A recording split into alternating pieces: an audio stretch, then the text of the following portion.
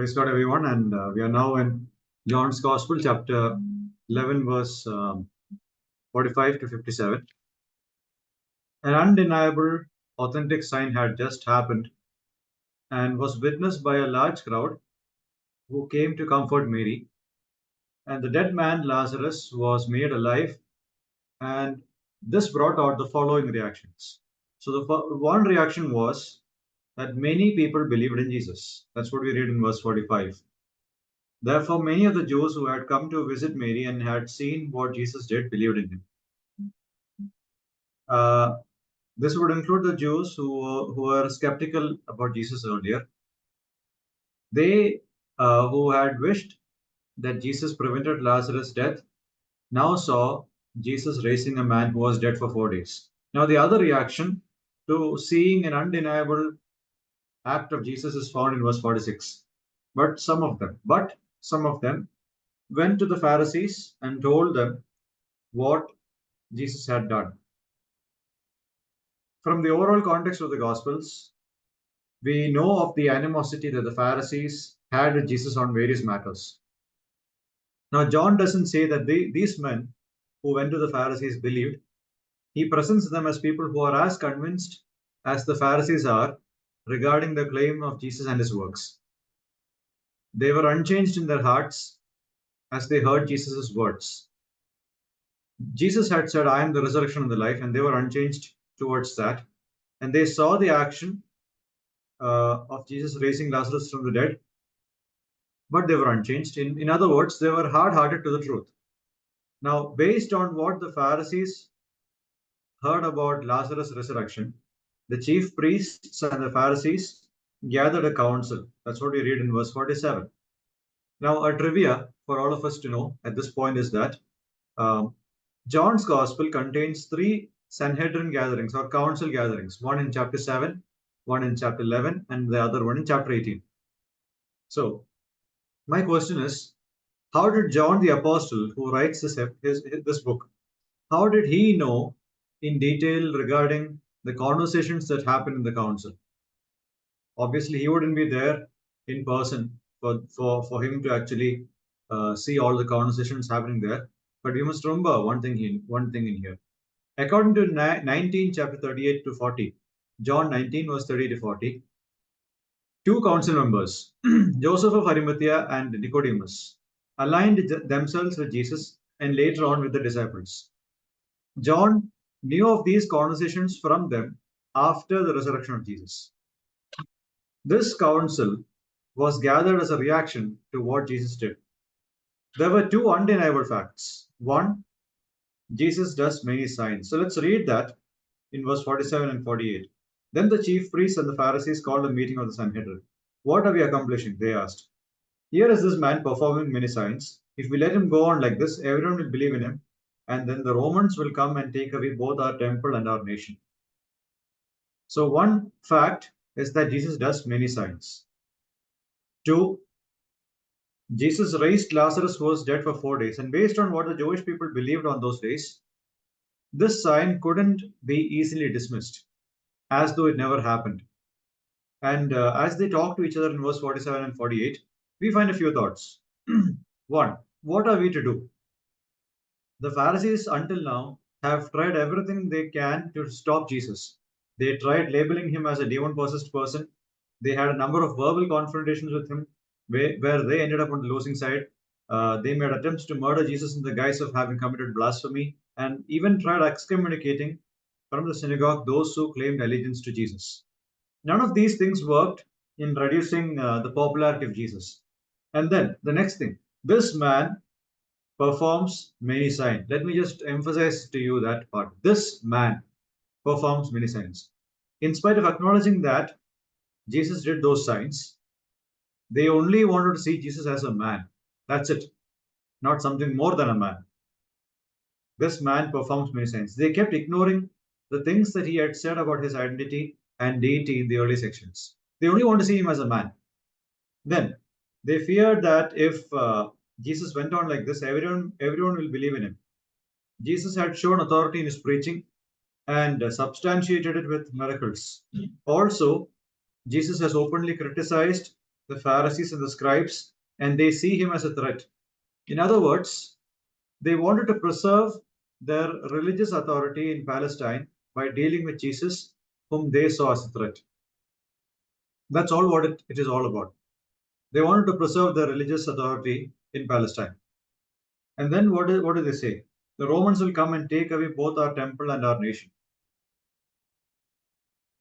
If you read Acts 21 to 28 again, that is a reference again to the temple promises which they are talking about. The Jews feared that the Romans would come and take away their semi-autonomous status.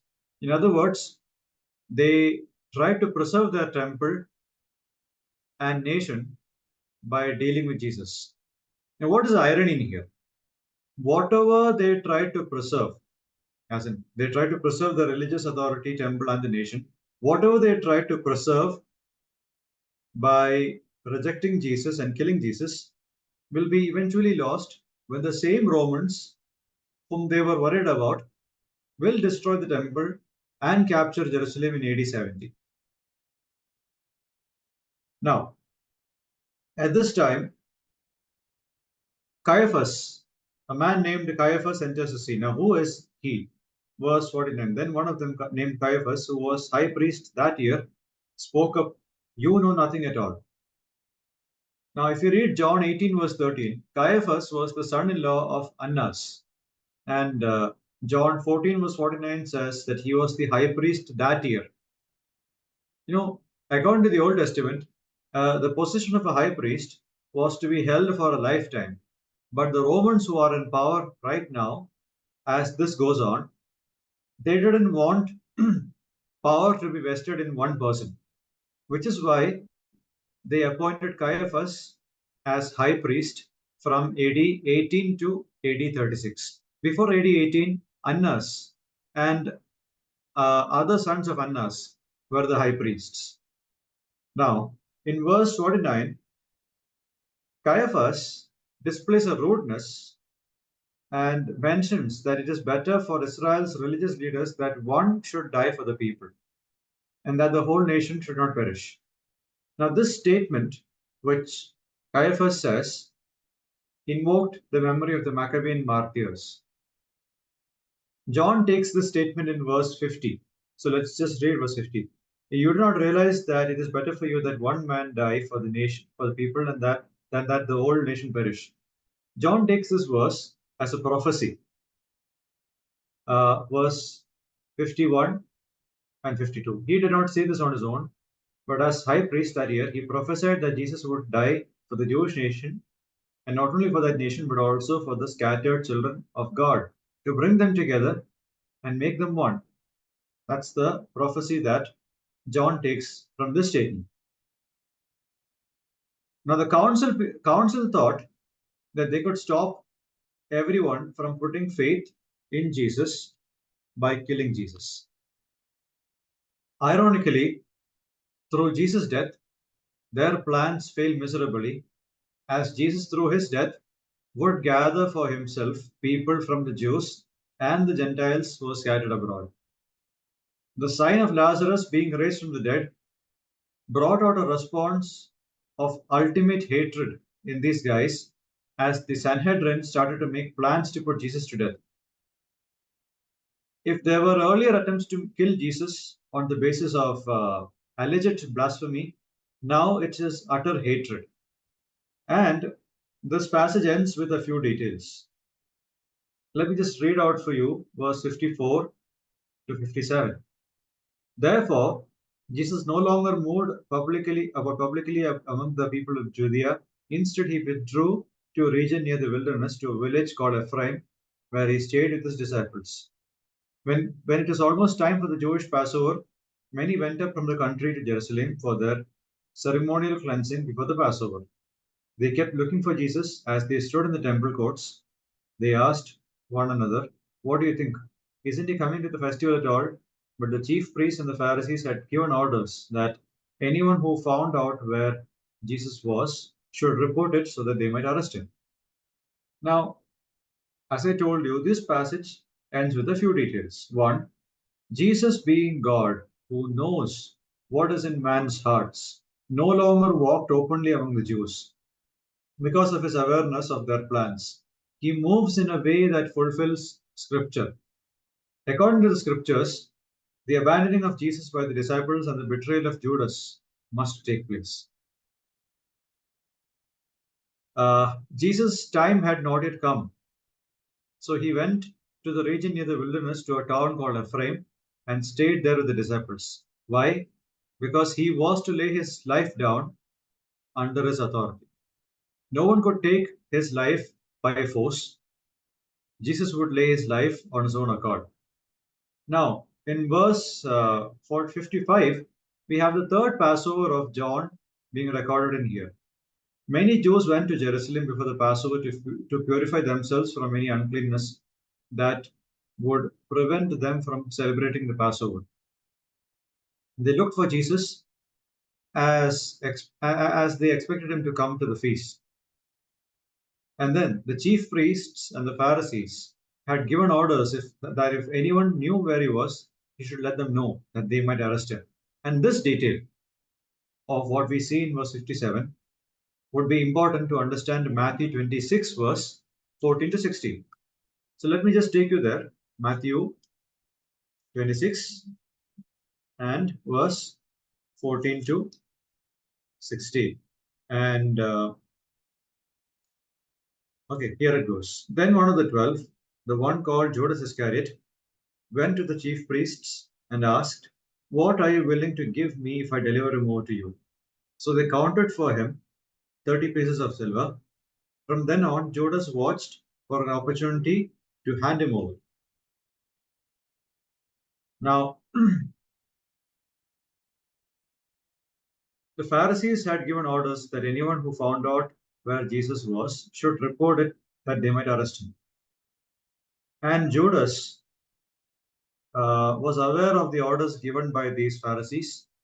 And what we read in Matthew 26, verse 14 to 16, is that he goes to the chief priests and the Pharisees to let them know of his willingness to betray Jesus into their hands.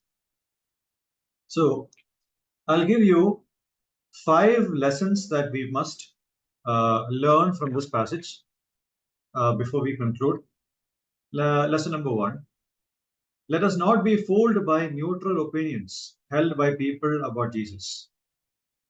Now, there are people who regard Jesus as one of the great teachers to have ever lived, one of the greatest uh, human beings to have ever lived, and a great guru, a prophet, one of the great prophets to have ever lived.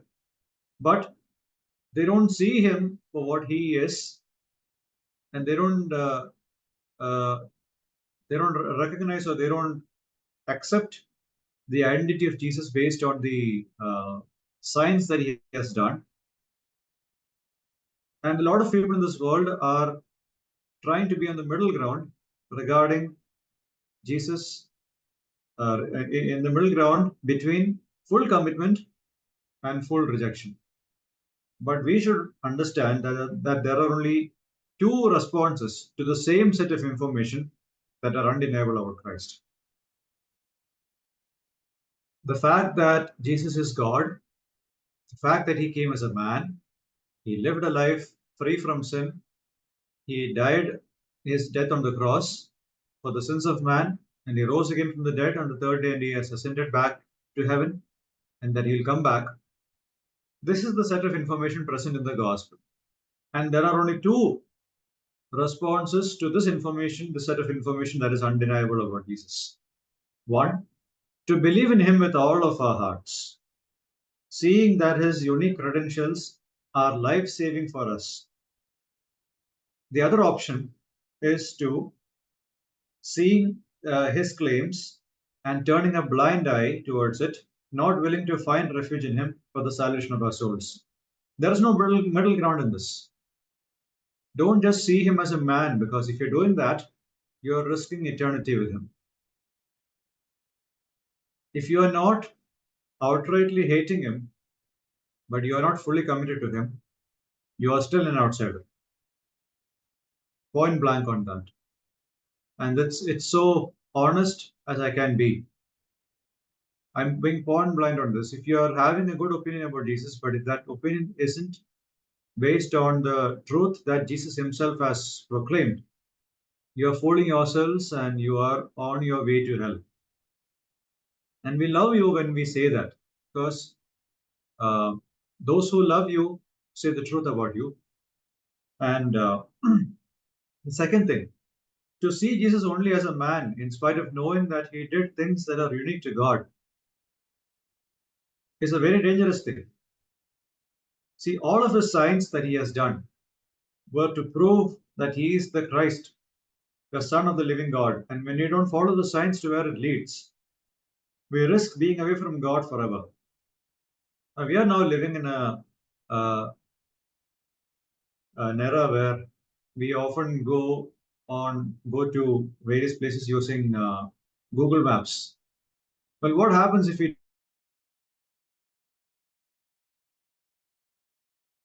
where you have typed on the Google Maps? You take a detour. Okay, you take a detour. The maps will try to get you back into the main road or to the destination, but you keep making uh, adamant steps to go away from where the map takes you. And what happens? In spite of the map's best efforts, you are still going the wrong way. And that's what is happening to you when you ignore the signs that Jesus has done. When you don't follow the signs that Jesus has done, when we don't follow the signs to where it leads, we risk being away from God forever. Don't be received, don't be deceived by the wrong notion that Jesus is only a man, or that Jesus is one among the many gods. That's also another thing. Number three, whatever a man tries to preserve by rejecting Jesus will be completely destroyed. Dear listener, understand this thing with all careful mindset. Christ demands your explosive loyalty to him and a love for him that surpasses all other things in life. Yes, even your own life. When you try to make yourself safe by rejecting Christ, know that whatever you try to save and make safe will ultimately be lost. The Pharisees and the chief priests didn't want their religious authority, temple, and the nation to be lost. They didn't want to submit to somebody who was greater than the temple. They didn't want to submit to the one who is the true high priest. They didn't want to submit to the one who was the true Israel. They wanted to preserve their fake religious authority, the temple which is devoid of all glory that belongs to God, and the nation that is lost as its way as a sheep without a shepherd. They wanted to preserve that. They didn't want it to be lost, and they rejected Jesus in order to preserve those things. Eventually, they lost both Christ, whom they were waiting for, and they lost the nation that they tried to cherish. They lost the authority that they tried to cherish. Jesus said in Matthew 16, verse 25, whoever loves his life will lose it, and whoever loses his life for my sake will find it. Don't be in a place where you lose Jesus forever by clinging to temporal things. You may not want to abandon your friendships for Jesus. You may not want to abandon your family inheritance for Jesus. You may not want to abandon your family relationships and your um, heritage and everything for Jesus. But eventually, everything that you try to preserve will be lost. Everyone whom you try to please will be also in hell. Think about it. Fourth lesson. When a man thinks that he has thwarted God's plans through his actions, God uses those same actions to further his kingdom. just as we see the Pharisees trying to stop Jesus with his death. If the Jews thought that the persecution was the best way to stop Christianity in Acts chapter 7, God used that same persecution to further his redemption plan in Acts 7 and Acts 8. In fact, in Acts 7, when Stephen died, um, many people were arrested and the church was scattered. And because of that, Philip the evangelist went to Samaria and preached the gospel there. And many who were scattered after the death of Stephen went to Antioch, and the church at Antioch started them. So, did the persecution stop Christianity from spreading? No. Well, that's the sovereignty of God. Nothing of what the enemies of the cross can do can stop the cross from being preached. It cannot stop Christ from being preached. And that's the sovereign thing that we can learn from our God. Number 5, man-made spiritual establishments. When I'm talking about man-made spiritual establishment, I'm talking about things that go against God's principles. Man-made spiritual establishments and the occupancy of spiritual leadership through carnal means and on the basis of sinful, ungodly, and worldly standards will one day be destroyed.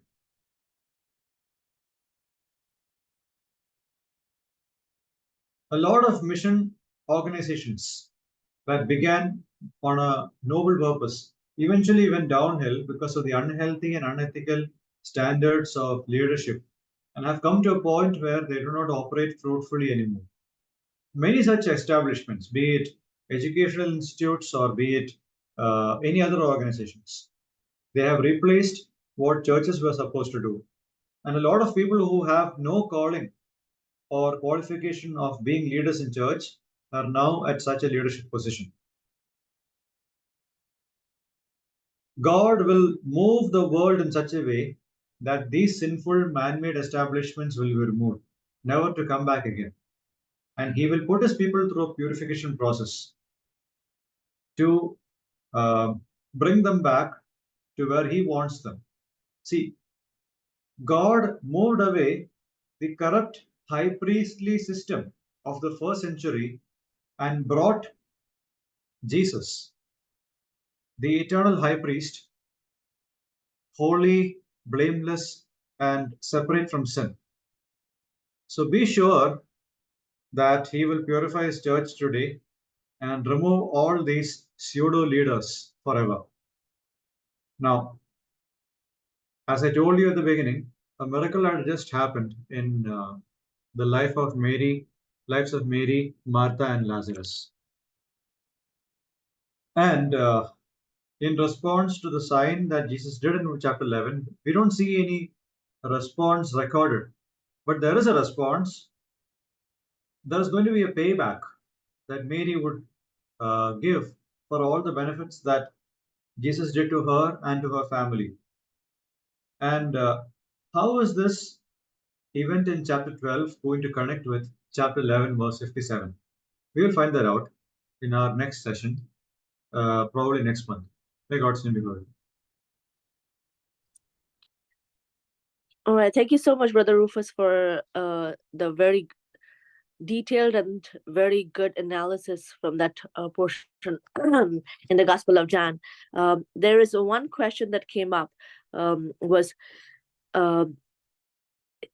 Jesus did all of those miracles according to the gift or according from the blessing of Allah, because he is a prophet.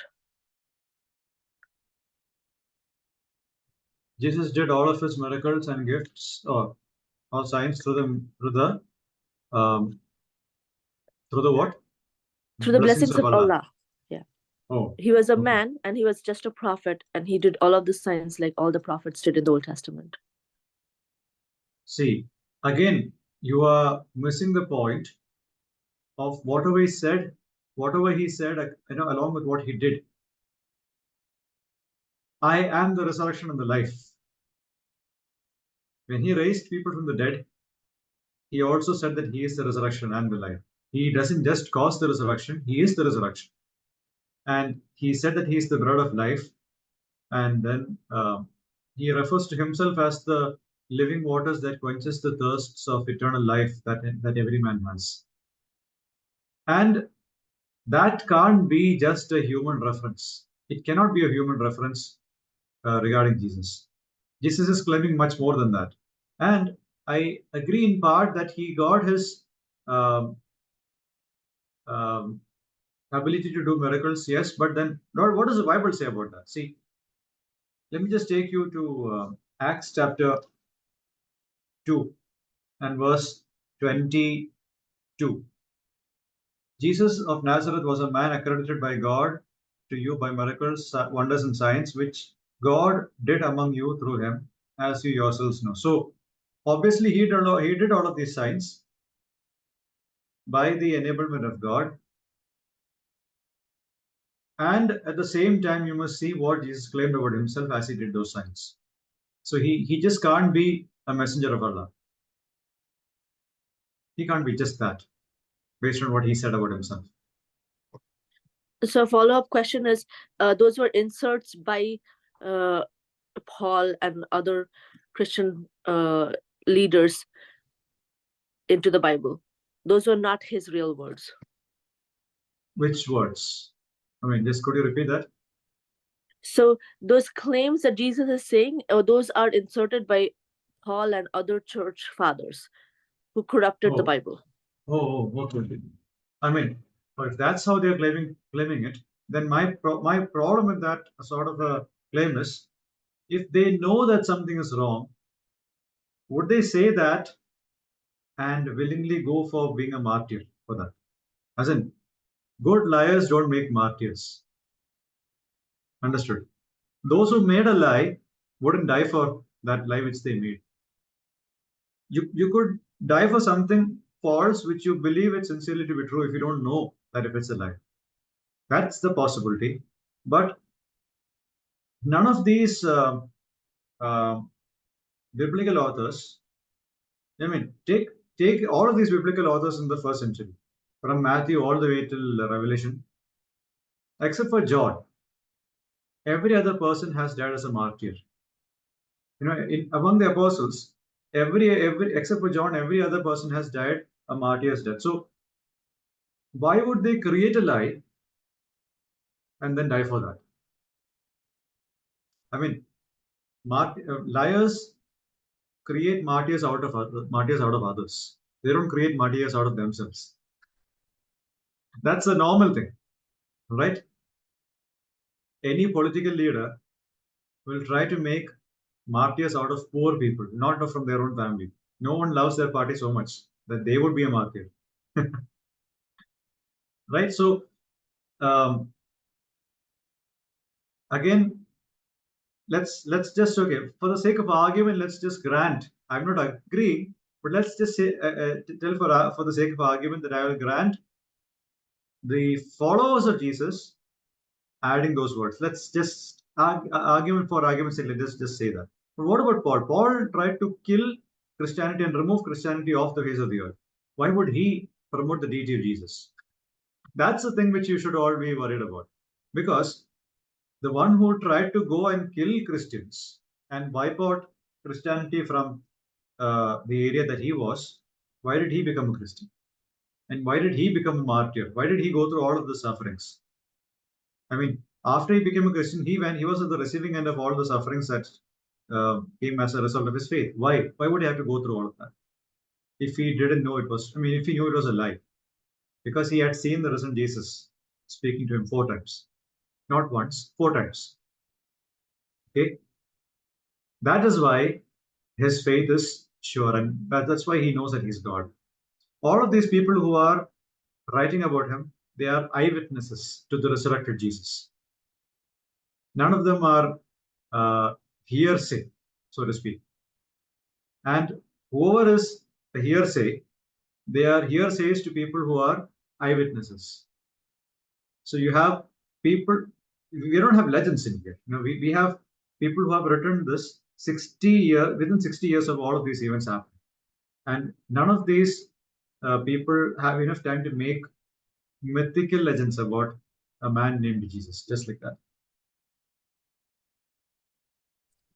Okay, thank you so much for answering these questions. Do you mind if I contribute something to that? Yeah, sure, please. Yeah.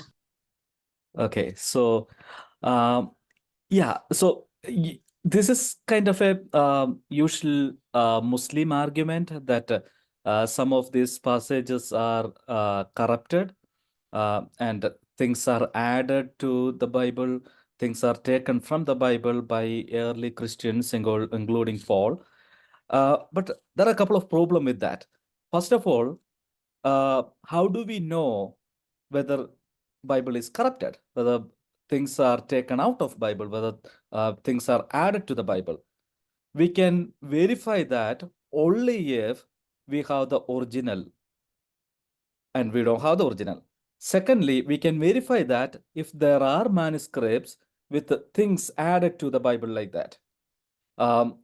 Or we need to have at least one copy that is not corrupted so that we can compare the non-corrupted manuscript with the corrupted one and to see where the corruptions are there.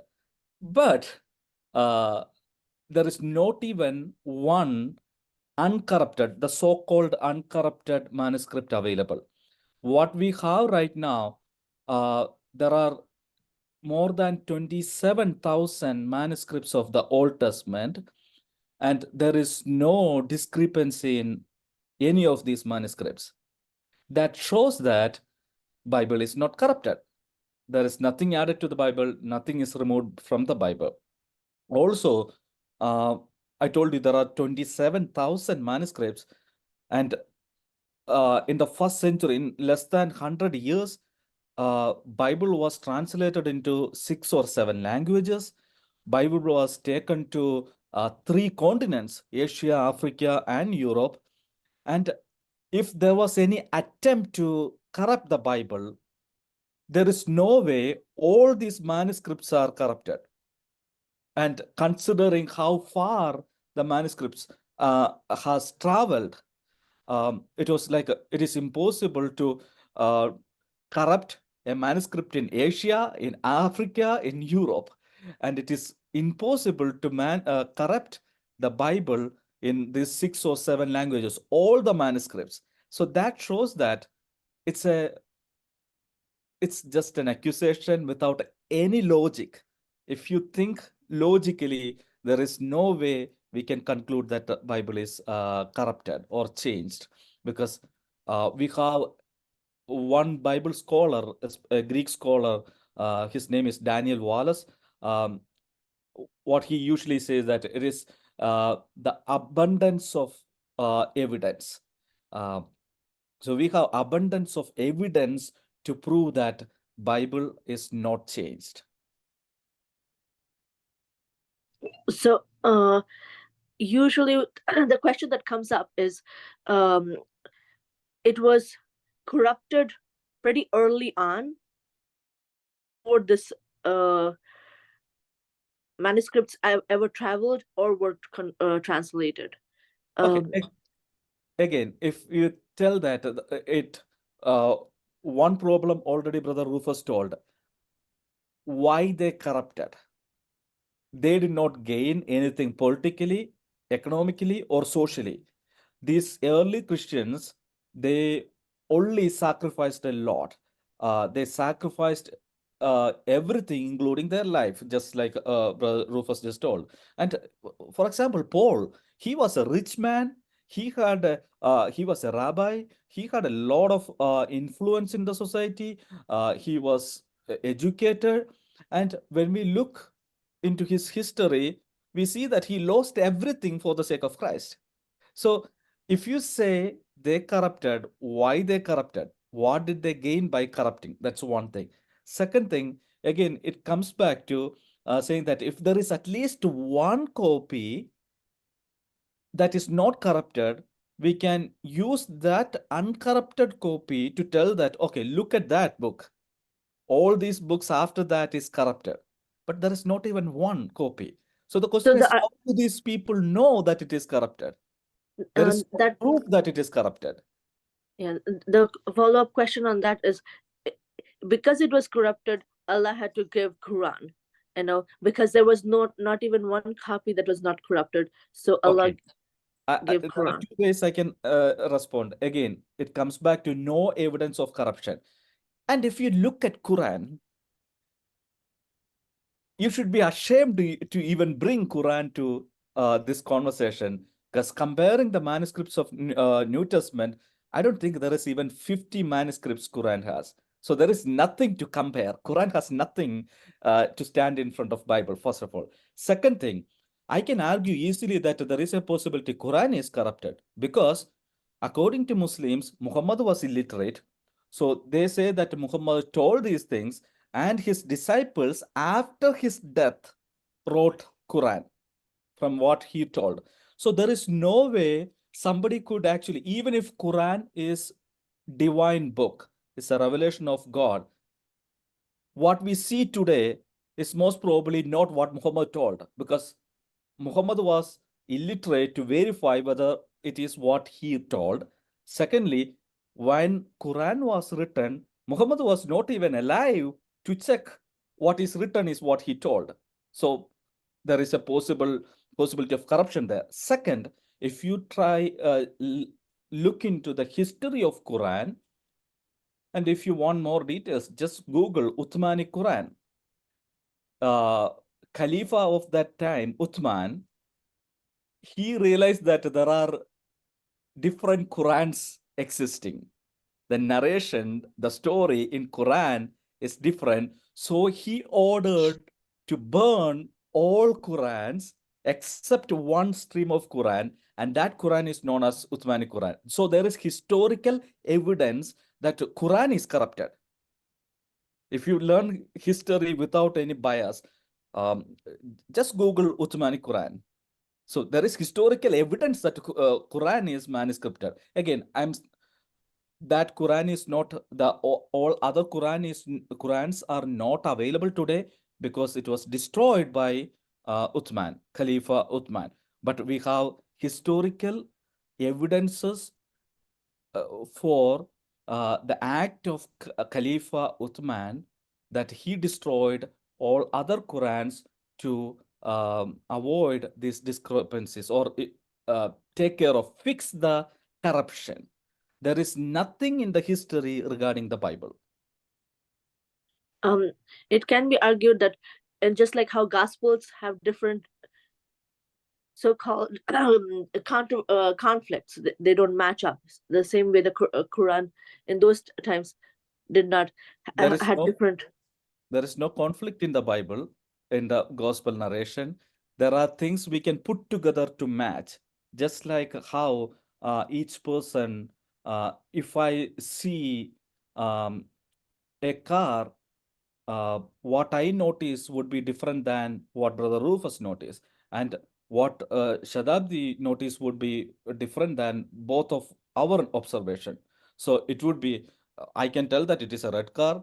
So, Rufus can tell that it is a red car with a black mirror on it, and Shadabdi can tell that it is a red car with a extra tire on the back side of the car. So that's the difference. There is nothing conflicting.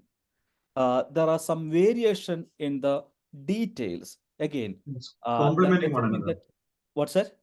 It's complementing one another. Complementing one another. So it's like the puzzles, when we put it together, it gives us the complete picture. So that's a difference in the that's a variation in the gospel narration we can see. But in the Uthmani Quran, it was not like that. So there was clear contradictions, and that's why Khalifa Uthman destroyed all other Qurans. It's in the history.